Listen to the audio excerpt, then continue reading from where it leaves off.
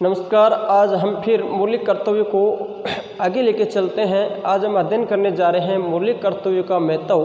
तो देखिए इनका क्या महत्व है, इसके ऊपर चर्चा करेंगे। देखिए मौलिक कर्तव्यों का महत्व या आवश्यकता कुछ भी। तो देखिए देखो जो मूल अधिकार है और ये मूल कर्तव्य है, ये क्या है, पूरक है। तो मौलिक कर्तव्यों को मूल अधिकारों का पूरक माना गया। मूल कर्तव्यों को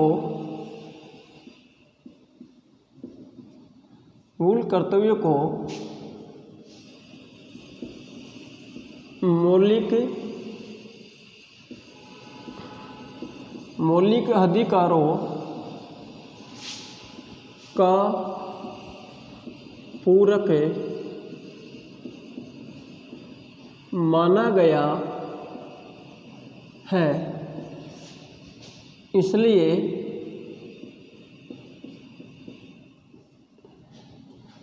इसलिए इनका महत्व है जो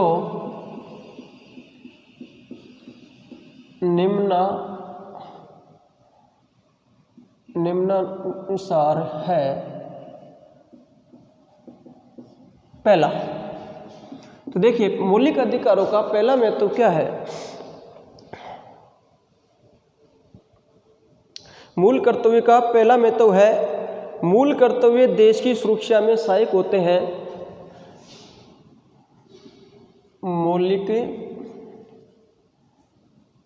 कर्तव्य देश की सुरक्षा में क्या होते हैं, सहायक होते हैं। पहला महत्व हमने पढ़ा मौलिक कर्तव्य देश की सुरक्षा में सहायक होते हैं। दूसरा महत्व है मौलिक कर्तव्य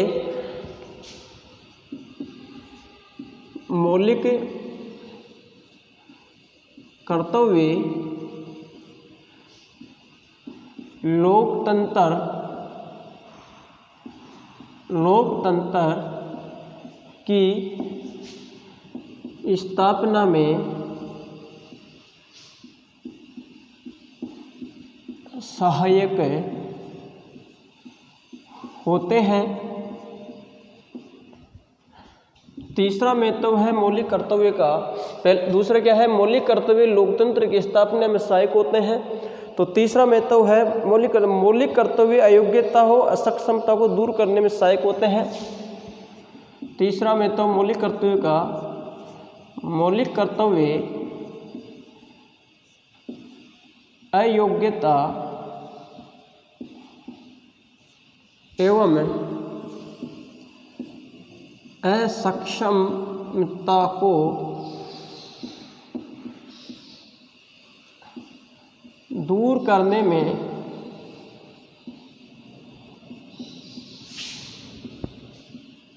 दूर करने में सहायक होते हैं। तीसरा क्या है, मौलिक कर्तव्य अयोग्यता एवं असक्षमता को दूर करने में सहायक होते हैं। आगे हम अगला महत्व लिखते हैं चौथा, मौलिक कर्तव्य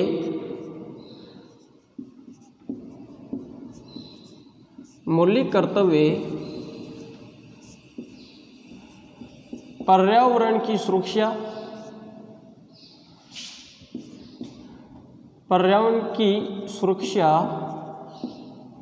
व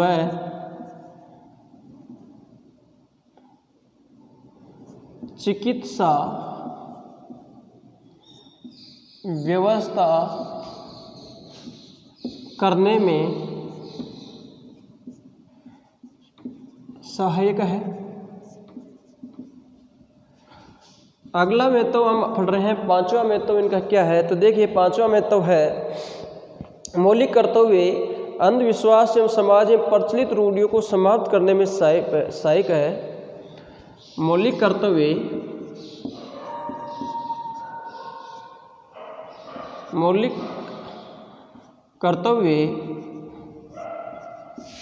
समाज में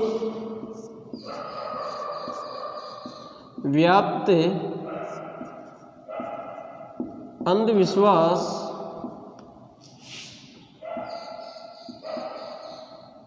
अंधविश्वास कुरीतियों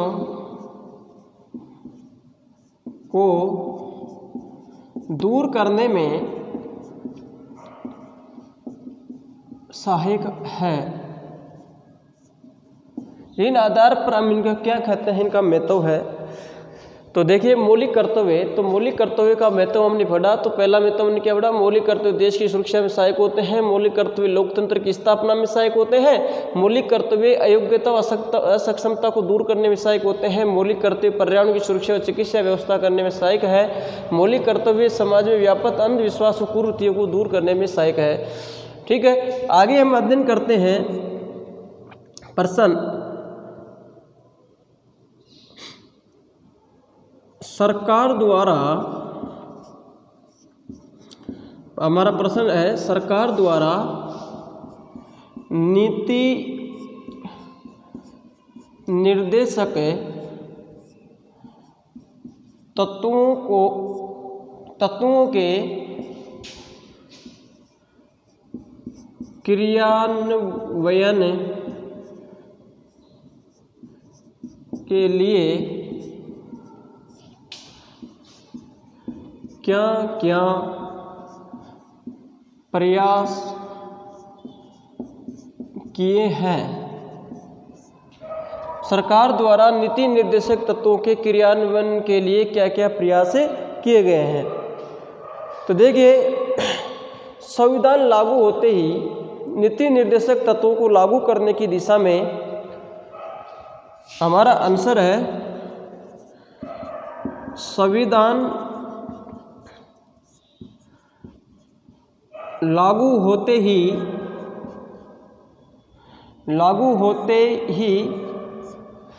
संविधान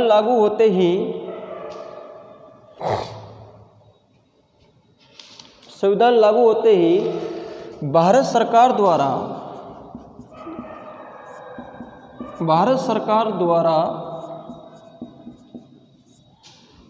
इनके क्रियान्वयन के लिए अहम कदम उठाए हैं जो निम्नानुसार है। सरकार ने बहुत सारे कदम उठाए। तो देखिए सरकार ने जो पहला कदम उठाया 1951 में, पहला कदम क्या उठाया 1951 में 9वीं अनुसूची जोड़कर, किसमें जोड़ी गई, भारतीय संविधान में 9वीं अनुसूची जोड़कर।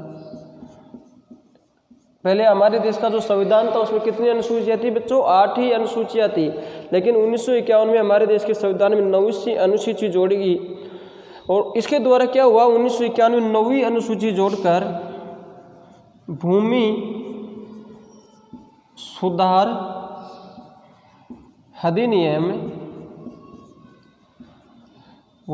अधिनियम पारित किया गया। भूमि सुधार अधिनियम पारित किया गया। क्यों किया गया, देखिए समस्या ये थी कि पहले जो इतनी भी जमीन थी उनके मालिक भूस्वामी एक ही व्यक्ति रहते थे। इससे क्या हुआ, प्रत्येक व्यक्ति जमीन के मालिक नहीं थे, इसलिए प्रत्येक लोगों को इस अधिनियम के द्वारा 9वीं अनुसूची जोड़कर उनको जमीनें प्रदान की गई। तो नीति निर्देशकों के क्रियान्वयन के लिए पहला कदम सरकार ने क्या उठाया, 9वीं अनुसूची जोड़कर भूमि सुधार अधिनियम लागू किया गया। अगला कदम उठाया गया, देश का आर्थिक विकास करने के लिए दूसरा जो कार्य किया गया, देश का आर्थिक विकास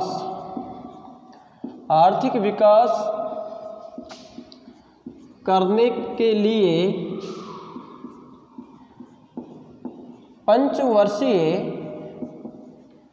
पंचवर्षीय योजनाएं लागू की गई। अब तक कितनी लागू हो चुकी है?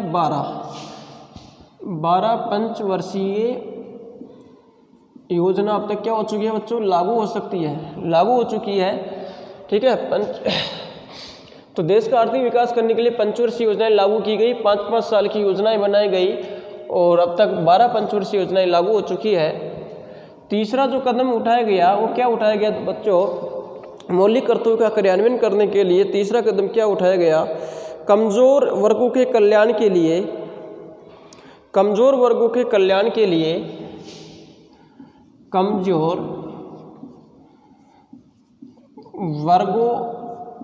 के कल्याण के लिए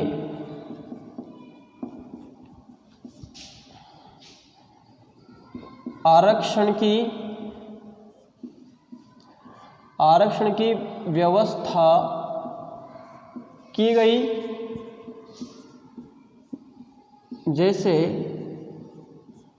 SC, ST, OBC और वर्तमान में जो EWS है, आर्थिक स्थिति के आधार पर 10% आरक्षण इनको भी प्रदान किया गया है। आगे देखते हैं अगला प्रयास क्या किया गया। नीति निर्देशक तत्वों के क्रियान्वयन के लिए नागरिकों को सामाजिक सुरक्षा प्रदान करने के लिए वृद्ध पेंशन योजना, ग्रामीण रोजगार गारंटी योजना संचालित की जा रही है। नागरिकों को सामाजिक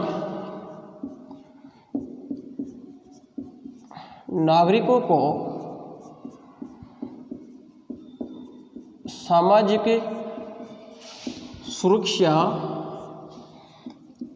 प्रदान करने के लिए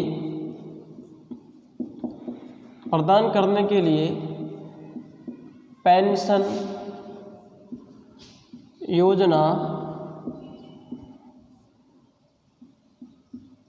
ग्रामीण रोजगार गारंटी योजना संचालित की जा रही है। आगे अगला प्रयास किया गया नीति निर्देशों तत्वों के क्रियान्वयन के लिए सरकार के द्वारा पंचायती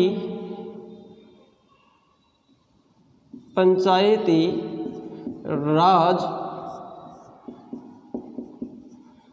संस्थाओं को संवैधानिक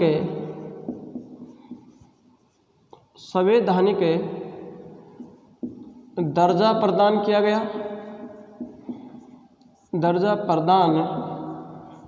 किया गया। कब? 73वां और 74वां संविधान संशोधन के द्वारा इनको क्या किया गया था? पंचायती राज संस्थाओं को संवैधानिक दर्जा प्रदान किया गया।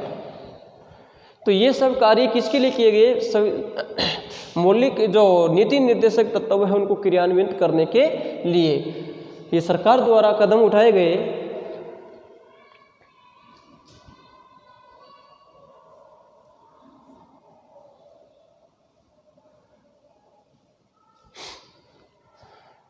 ठीक है बच्चों, आगे महत्वपूर्ण 2-3 क्वेश्चनों के ऊपर मैं आपको बता देता हूँ। ये बहुत ही इम्पोर्टेंट होते हैं एग्जाम की दृष्टि से।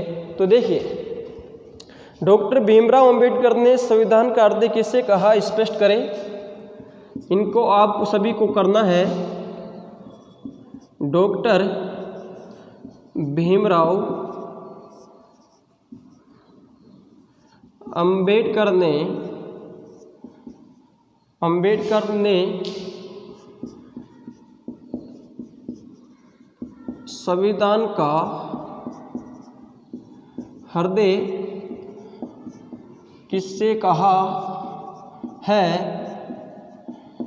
स्पष्ट करें। दूसरा प्रश्न बच्चों, मौलिक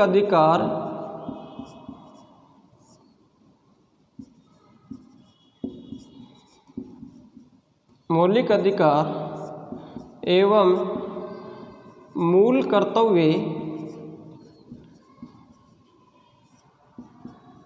एक दूसरे के पूरक है, स्पष्ट करें। बच्चों तुम्हारे लिए तीसरा क्वेश्चन है, नीति निर्देशक तत्वों की पालना हेतु नीति निर्देशक तत्वों की पालना हेतु सरकार द्वारा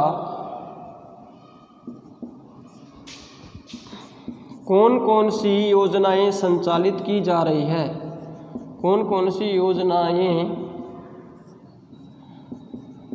संचालित की जा रही है, चलाई जा रही है, की जा रही है। ठीक है, तो ये आपका चैप्टर था बच्चों, मौलिक अधिकार, मूल कर्तव्य, नीति निर्देशक तत्व। ये आपका पूर्ण हुआ। अगर किसी प्रकार की कोई दिक्कत है तो इसको समझने का प्रयास करना।